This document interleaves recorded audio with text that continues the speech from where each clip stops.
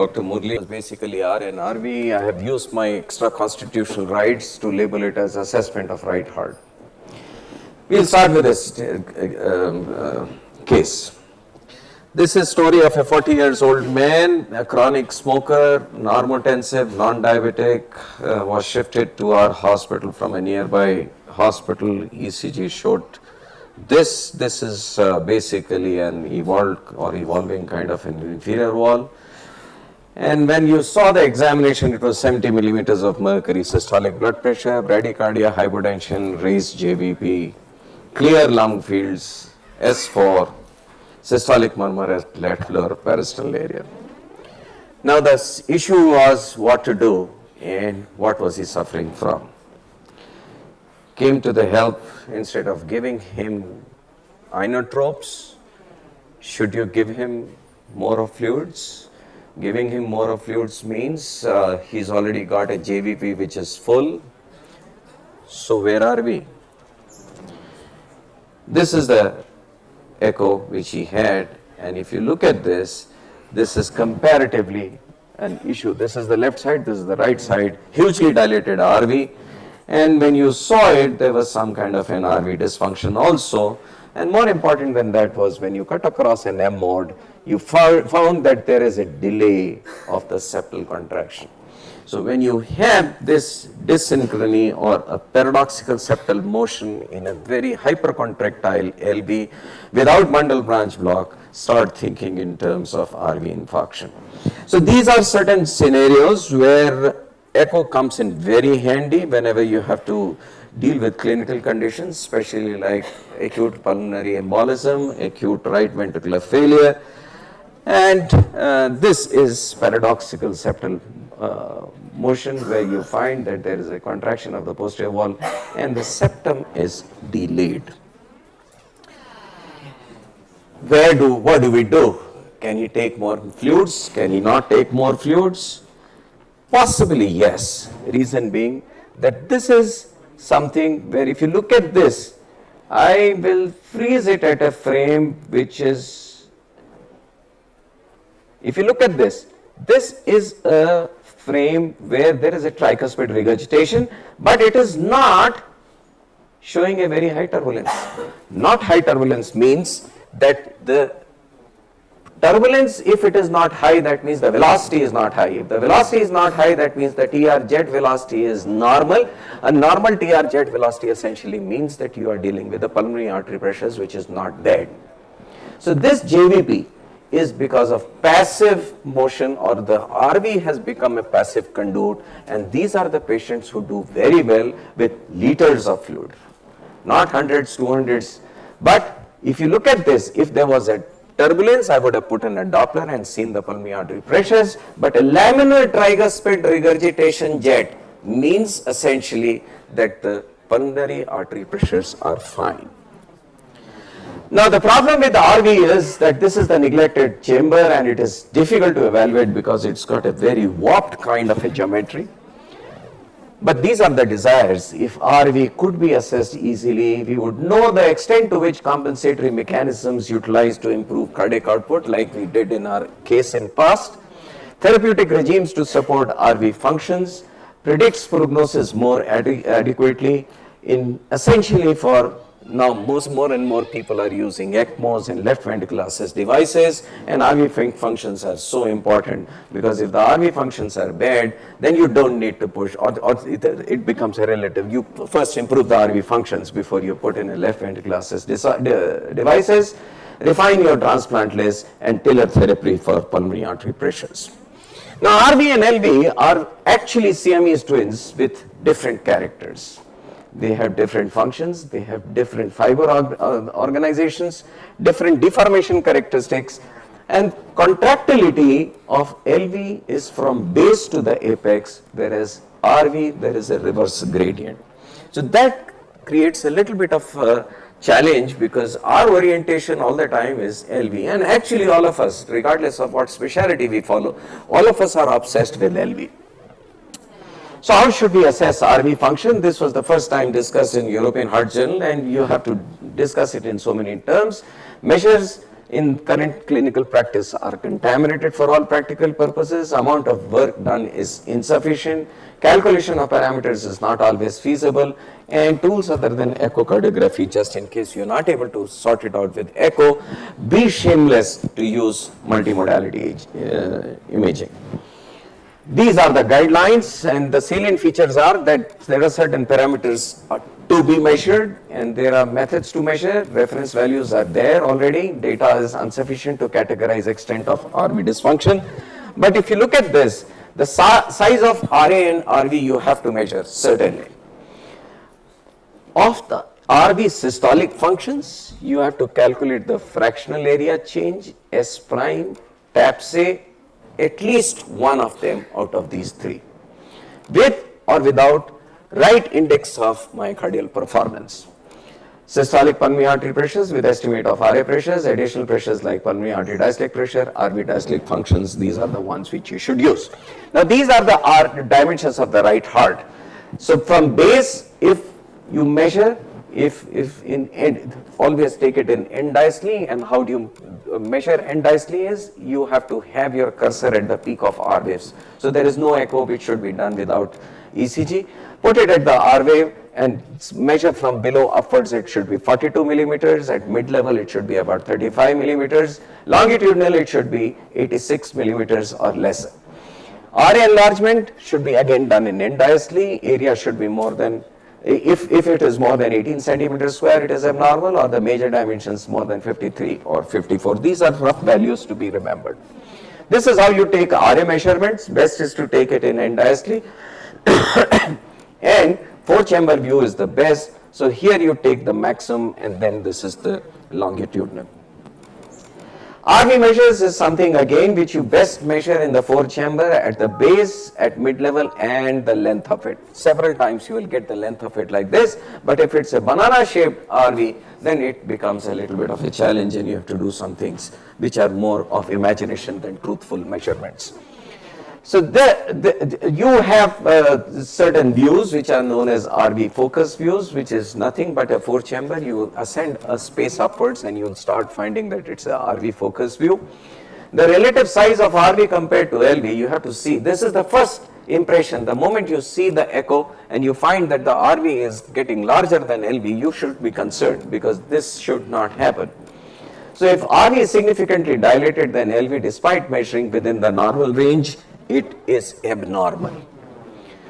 Now RVOT diameters are important for especially congenital heart disease, arrhythmias, and if it is more than 27 millimeters distally and more than 33 millimeters proximally, they are abnormal. RVH is a bit of a challenge because you have to have an expertise to look at the RV from the epigastrium, and if it is greater than 5 millimeters, then it is abnormal. This is how you take the distal one. So go into short axis, open up the RVOT, and this is the distal just above the pulmonary annulus. This is where you take the right ventricular outflow tract. Proximal is very simple, go into the parasternal long axis. Wherever you see, this is the right ventricular outflow tract proximally. Fractional area change is exactly, you would be surprised when you look at the parameters to be checked, there is no mention that you should check for ejection fraction of RV. So role of calculation of ejection fraction in RV is relegated into history now, and what you need to do is you have to look at the fractional area change rather than ejection fraction. So what you do is you take an end diastolic area, subtract the end systolic area from the end diastolic area, divide it by the end diastolic area and multiply it by 100. The formula is exactly like ejection fraction, but instead of volumes, what you are seeing is the change. Any change, any RV systolic function, if it is lesser than 35% of fractional area change, it is abnormal. And very important is that where you take the area from. Is this the way? This is diastole, this is systole. How many people think that this is the right way to take it? I have already said that this is not the way, but are there some people who are against this statement? So all of us are in agreement, this should not be taken like the way it is. Reason being that RV starts from annulus of the tricuspid. So whenever you have to take the percentage of changes or whatever measures, anything which is below the annulus or towards, if it is towards the apex is RB, anything below the annulus is RA. So you don't have to exclude that area of valves. Then there is something known as tissue Doppler imaging, where you have to calculate S prime. Very simple to do. All you have to do is, if you have a tissue harmonics in the machine, most of the commercially available machines would have that. If anything it is less than 10, it is abnormal. You can use pulse tissue Doppler, and color coded TDI is still a research tool, not too much of data is available. All you have to do is put this machine on and calculate the S prime, and it should be more than 10. TAPSE is the most easily doable thing, most easily and very robust. Controversy exists whether it should be 17.5 or 17 or 16, but certainly if it is lesser than 16, TAPSE is abnormal. The only problem with TAPSE is that it assumes that the displacement of a single segment represents the function of whole RV. It is angle dependent. So it's easy. What you do is you take an M mode and cut across the lateral side of the tricuspid annulus and see for the displacement from base to the upwards, and if it is anything lesser than 16, you are in bad shape. Myocardial performing index is same as that of LV versus RV, and what you need to do is you can use the pulse Doppler or you can use tissue Doppler, either which ways. Pulse Doppler is easy because all of us have grown to learn Dopplers with that. But the only problem is it should not be used as a sole quantitative method for RV systolic function, should not be used in irregular heart rates like atrial fibrillation. So what you have to do is you have to calculate the total time of the cardiac output. So you take this measurement from isovolumetric relaxation time to isovolumetric contraction time, the full of it, and then you calculate the ejection time, which you can calculate by putting your pulse Doppler across the pulmonary valve, and then you have to put this formula and you get the RIMP. This is something very interesting. All of us use it. It's so simple to do, and we should do it more frequently than not. And calculation of RA pressures by IVC. This is all critical care people should be very conversant with that. So all you have to do is look at the diameter. You have to see for the percentage of collapse, and you can calculate roughly the right atrial pressure. These are the ones which are recommended.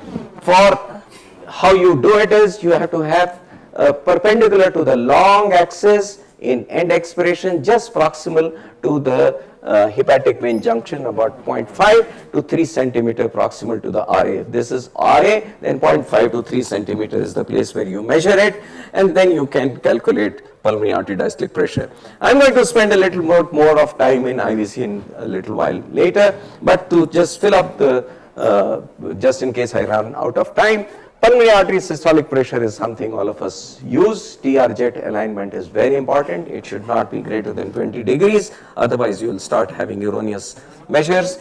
So for systolic, you can use TR jet velocity. For diastolic, you can use pulmonary artery diastolic pressures by calculation of PR jet. All you have to do is put this cursor at the end of pulmonary regurgitation jet and add the RA pressures to it. So diastolic functions also have taken some bit of a evaluation in RV. So suspected RV impairment as a marker of early or subtle RV dysfunction, diastole starts with first. Diastole goes first, and it is only later that the systolic dysfunction occurs, whether it is for LV or RV both. Known RV impairment as marker of poor prognosis, and then most validated measurements have been E by A ratios across, something like across mitral we have E by A ratios, similarly across tricuspid you have E by A ratios, E to E prime ratio, and RA size is a very, very subtle, it's a very robust parameter for diastolic dysfunction of the right side. So any E by A lesser than 0.8 is abnormal, 0.8 to 2.1 is pseudo-normal, diastolic flow predominance in hepatic veins is abnormal, and E by E prime, if it was 8 or 12 cutoff in the left side, it is more than 6 cutoff on the right side. So for restrictive parameters, if E by A ratio is more than 2.1 with deceleration time less than 20, this is abnormal. There are certain gray zones in evaluation of RV. RV strain is not recommended because it is angle dependent, poor signal to noise ratio, high degree of variability. 2D derived RV ejection fraction is not recommended because of geometric assumptions and heterogeneity of methods exist. 3D volumes is gaining, fast gaining, and we are going to give some tough competition to the MRI people. The data is emerging, it is becoming more and more trustworthy, may be used for serial volumes and ejection fraction evaluation. So this is what is longitudinal RV functions like, but it doesn't. So it's not yet validated. Sorry, it doesn't move. So first thing, how do you evaluate? Now for the practical part of it, how do you see? Look at your short axis and look at the shape of the septum. If it is a D-shaped septum, visual assessment helpful in diagnosis of RV volume or pressure overload. D-shaped septum is not diagnostic of RV overload, but you are now inclined to evaluate more of RV. Additional emphasis is on confirmation, determination, and severity of etiology. When it comes to RA pressures, well, you have to look at this and you have to keep asking. Look at the size of the right atrium. It is large. Why? Look at the bulging of interatrial septum. If it is more on the left side, why? Coronary sinus dilated. Are we missing an atrial septal defect? Or we are missing a persistent left superior vena cava? IVC size, and look at the respirophasic variation.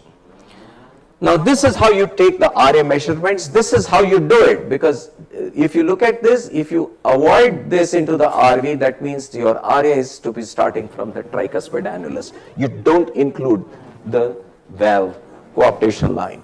So this is something which you have to see. If it is greater than area 18, then it is abnormal, and measurements is major is 5.3 and minor is 4.4. Measure always in end diastole. Now, as far as IVC is concerned, this is my formula of 5. I'll talk about what the purist will think about, but this is how I practice very practically. So you measure it.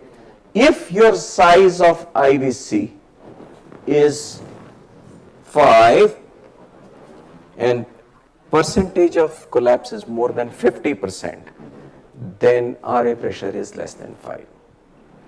So if the size is 5, if the collapse is more than 50%, then the RA pressure is 5. As against this, if the size is 25 and the percentage of collapse is less than 25, rest assured your RA pressures are greater than 25.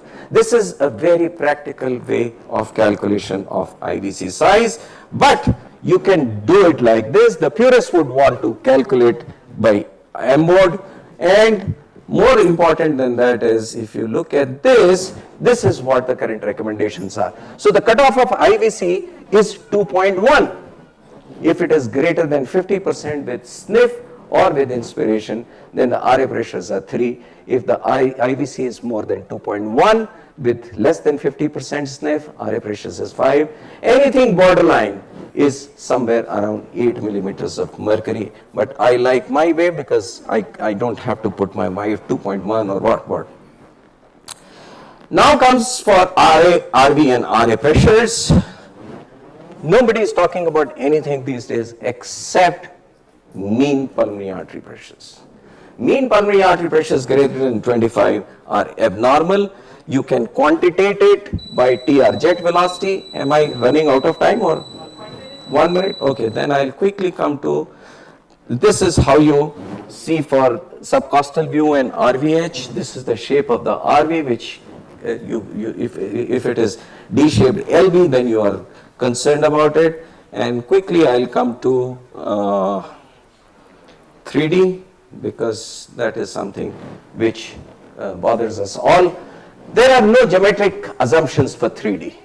It has got improved endocardial detection for LV, but for RV, again it's a challenge because RV is a very trabeculated chamber. Third is estimates RV volumes. They correlate very closely with MRI, and this is how you do it. If you have good machine, You can take a cast of the 3D, and this 3D cast can give you reasonably good values, and you can calculate RV volumes, you can calculate ejection fraction, and unfortunately it has not been tested or validated in clinical settings enough to prove or disprove its utility, but it is a tool which will survive for long, and RV is a thing which is very confusing, but all the time people are searching their ways to sort it out. Thank you very much for your patient listening. Thank you very much, Dr. Samir Sri.